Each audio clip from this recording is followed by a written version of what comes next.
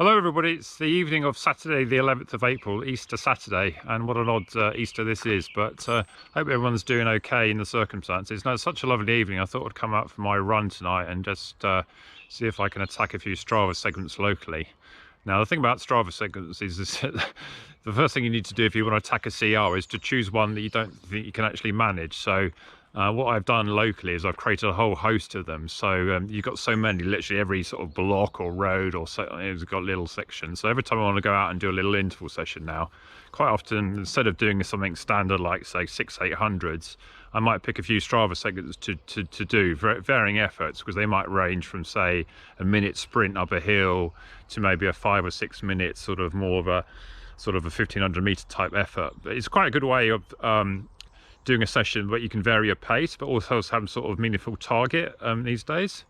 Now, sometimes you get into a situation where you might be on a place where there's been a race and you might get some really good athletes. So the one thing you need to do is if you lose one, you have to sort of move on to the next one, because sometimes they can become almost impossible to beat.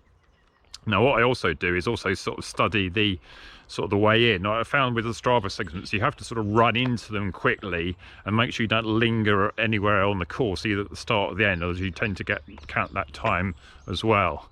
So I just walked down the end of my road into this track, which is Old Claygate Lane, sort of the track part of it. It goes from Claygate back that way towards Hinchley Wood, and I've got Surbiton Golf Course on my left. So I'm quite lucky at the moment to be able to sort of go out from my door and have such nice places to run. I appreciate not everyone's so fortunate. So also got a treadmill on Zwift if we have to get to that. So what I'll do now is I'll do a little warm-up and I'll take you along to the first of these little segments I created quite near my house.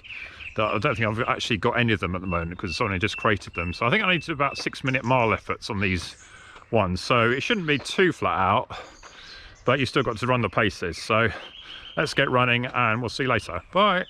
Hello, so we've done a little warm-up and I'm approaching the start of one of the segments. Now, what I also do when I do my segments, I load them up onto my Garmin, because if you're a Strava Summit member, i.e. the one you pay for, you can star segments and then you can transfer your watch like a Garmin 945. So I'm just about to hopefully hit a segment which is about a quarter of a mile round place. It's called like a roundway. Like, it literally is a round road, so it's almost exactly like running around a track, but it's perfectly circular. So I think I did the other night, I did 130 and the course record's 128, so I'll need to sort of up my game. I think I made a mistake of actually not anticipating when the end was. So hopefully now as we approach this, you can see we're approaching the roundway, and I walk up to it. It's up there, and as I get into this, you can see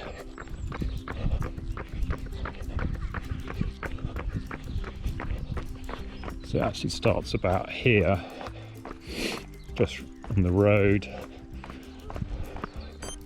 and there's my target of 130. So that was at 605 pace. So then you get this screen here showing you can see the seconds going up.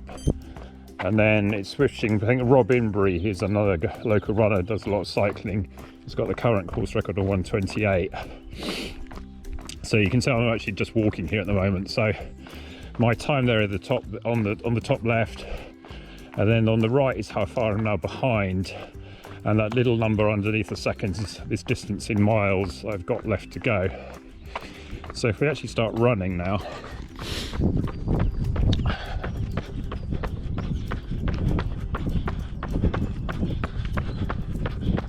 I'm not actually doing this segment, quite use this as part of my warm-up.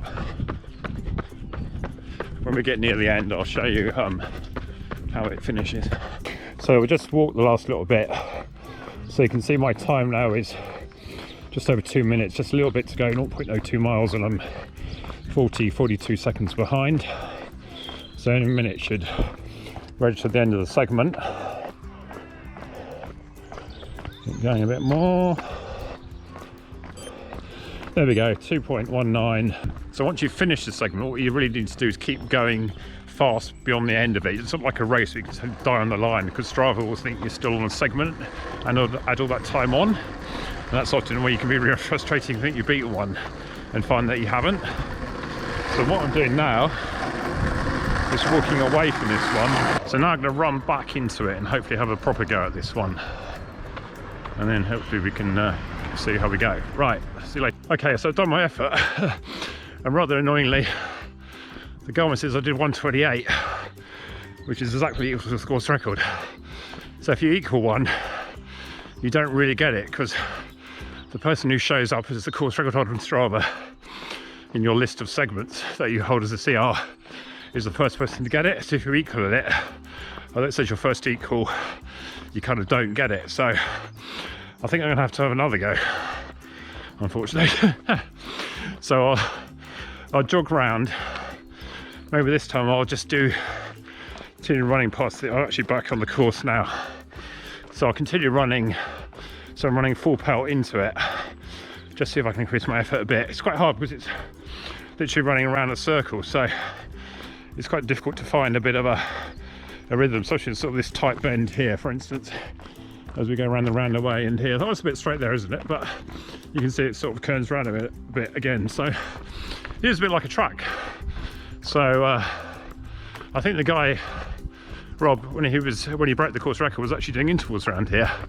Now I think, to be fair to me, I think he stopped his course record one a bit short. Now if you stop your watch a bit short, it's a bit like sort of virtual cheating, because Strava will sometimes sort of give you the credit if you don't quite go through the finish line, you stop your watch. So sometimes people can sort of veer off course within about, say, 50 yards of the end, and then you think, oh, how the hell did they run so fast? So then you have to sort of think, do you do the same thing to try and beat it, or do you just try and beat it fairly and just try to run faster the whole way around? So this is what I'm trying to do at the moment, actually trying to fairly get this one off him. So I think I'll have to have another go. I went a 1:28 first time around. Let's see if I can do about a 1:25, because you need to give a few seconds, because the Garmin doesn't necessarily compute exactly like Strava would do, and obviously Strava is the important one, because that's the one that actually is actually going to go into Strava rather than Garmin. It's more giving you a guide. Right, so I'm coming near the start again, so I need to get running, and we'll see you later. Okay, just catching my breath now. I think I did it that time. Didn't quite see my exact time. I think it was enough. So I think I call it quits on that one, and we'll move on to the next one.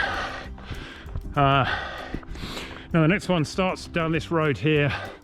It's basically around the block, and I've created one in both sections. So maybe if I now reverse, and I can start this one because it starts at the end of the road, and we'll come back down this way and finish behind me again. I think they're just under half a mile, so I think about a 6-minute mile pace on this effort will do. It's not the most hotly contested one. I think we're not even just double figures yet, but if people see it, they may have a go. There's quite a few speedy people either live in Claygate, or you get very good runners coming over from Epsom, like Ollie Garrard and James Mahoney. I think it's another one that's very good. They've nicked a few off me. I think I might struggle to get back, but there's plenty more to choose from. Right, so I think I've had enough recovery now, so I'll do a U-turn and jog up to the start and do this next one. Okay, that one done. I think it was just inside the course record. I'm a bit unsure, because one of the problems is it starts the next segment as you approach it in the end. So I think I saw a little crown coming up, but you never quite know until you get back home and check. I haven't got my iPhone with me at the moment, so I'm so close to home, so sometimes you can see them on there as well, but going a bit blind today just to illustrate this one. I'll just walk around now to the start of that loop and do it the other way around.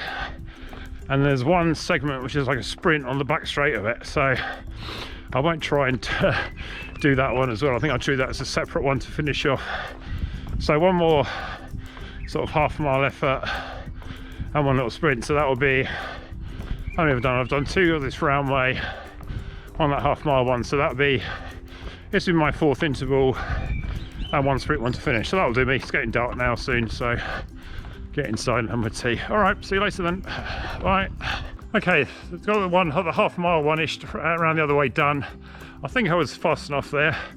I didn't quite see the time, so I was Using those short ones, I don't really focus looking at my watch. I just focus on finding a rhythm that feels about right for the pace that it's set. And so I'm almost actually anticipating the pace before you start rather than looking at it. If it's a really long one, then I might sort of look at my pace and see if I'm up or ahead or behind.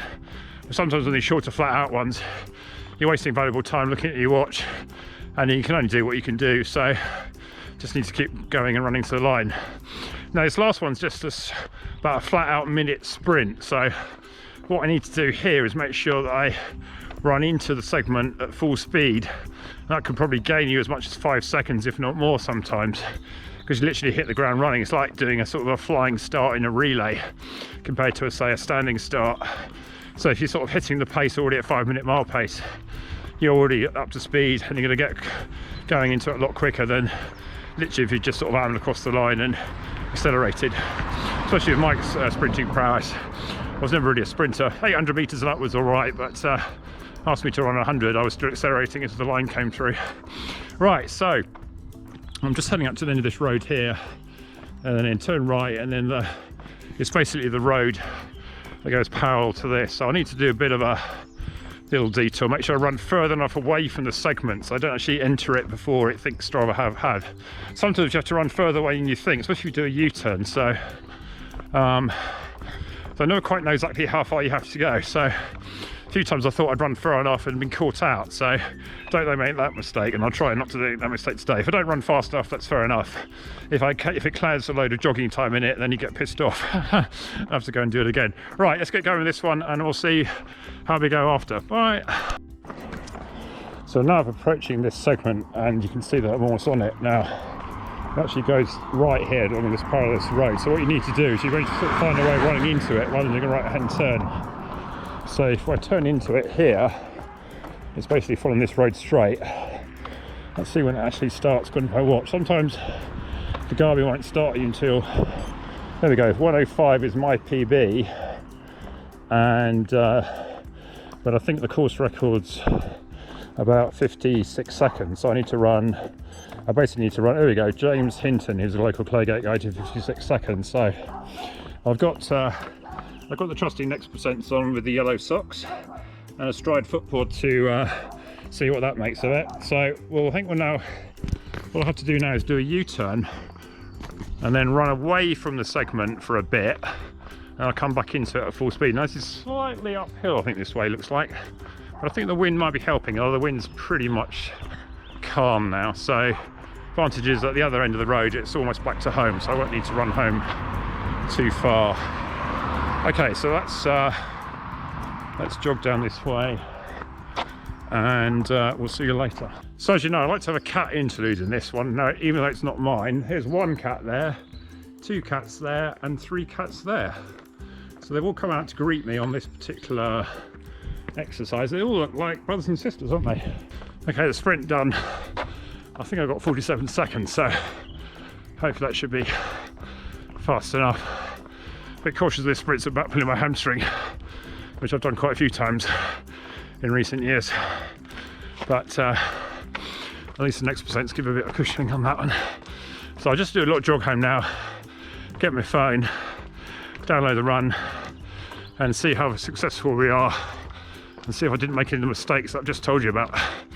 Okay, see you in a bit, bye.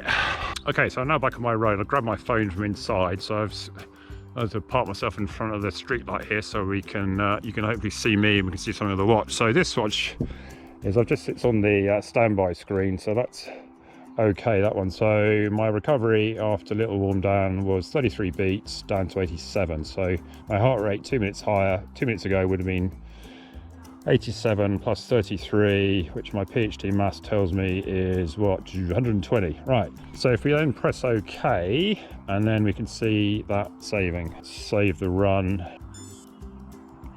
There we go, saving. Oh, there's one course record, round the bend 116, ran the round way. Did I get any more? That's one of the half a mile loops, 236. That's another course record according to the watch. Any more for any more? 234 going the other way, so that's good. It's almost the exact same, well, it will be the same distance more or less, 2 seconds apart, so that's good. And then 47 seconds for, okay, so according to the Garmin, I've got all the course records. I did, remember I did 2 attempts on the roundway one, didn't I? If we look at all stats, you can see I actually covered 4.54 miles in that. Overall time was 39.33. I didn't stop the watch at all and just kept it running. So my average pace, that's quite low. And you can see I got my average heart rate was quite low because I was doing intervals, but my max heart rate got to 154. So I'm interested to see when that 154 was. So I've got a training effect there of a good balance between aerobic and anaerobic. So it shows I was actually putting in some out of breath work, as it were. And a load there of 155, which is quite high for such a shortish run. And then going down, you've got ground contact time average. That's the average, don't forget, on the whole run. So that, and the balance is not really that useful because it includes all the sort of walking around time and all that stuff. But you can see around my way it's pretty flat. Ascent 36, descent 34, so not too hilly. Just a few little very perceptive drags and up again. So people often ask me why I have 2 watches. Well, obvious reason is if you're going for Strava Segment and one watch fails, then you've got a backup. So this is my other watch, which is the 245M. The other watch is the 945 from Garmin. So you can see there that recovery was almost identical, just 1 beat difference, but the finishing heart rate must have been the same. Now this 245M, because it's a slightly cheaper model, doesn't actually do Strava segments, which is a bit annoying, but I've got the one that does. But it's obviously you can still load it up to Strava at the end. So this particular run, let's compare the stats between the two to see how the GPS did. So if I put them down on the ground, you can see there that the two 0.04 out, same time more or less. So that's the GPS error you expect, and that only results in a pace difference of 4 seconds per mile. So, you know, when you can get too worried about these things. I don't tend to take my pace from my stride in these things, just look at the power. Okay, so I think my Strava is now loaded. I can see all done there. So let's have a look at my phone, see how I did. So here's my run on Strava. Evening run, 4.53. Seems to have cut a bit out. Maybe it's a bit of a rounding error there. But let's see if we can see any segments. Sometimes they take a while to come through, especially when it's so busy. So yeah, at the moment it's only showing PBs. I think we need to come back and have a look. Okay, so we've come inside now, and Strava's eventually got round to refreshing all these achievements. So it's a bit slow at the moment, I think, with everyone trying to upload, I think, at the same time. So I'm pleased to say I was successful in getting the 4 course records I went for. So had the first runway go was 118, and then it wasn't quite, I thought it actually was too slow, but that would have broken the course record. But I had another go and it was a few seconds quicker, 115. Now, interestingly, the Garmin gave me 116 from that, so it's a second out. Just shows that they're not exact. The next one, 237, the Garmin actually gave me 236. And then the third one there, 240, but the Garmin actually gave me 234, so there's a huge difference. So good job that wasn't close. And then the sprint, I got given 49 seconds, and the Garmin actually said 47. So you can see how it's a bit of a non-exact science, and if you're a few seconds out of the course record, chances are you probably were as good as or just outside anyway. Anyway, it's all a good bit of fun, and we'll see you on the next one. Bye!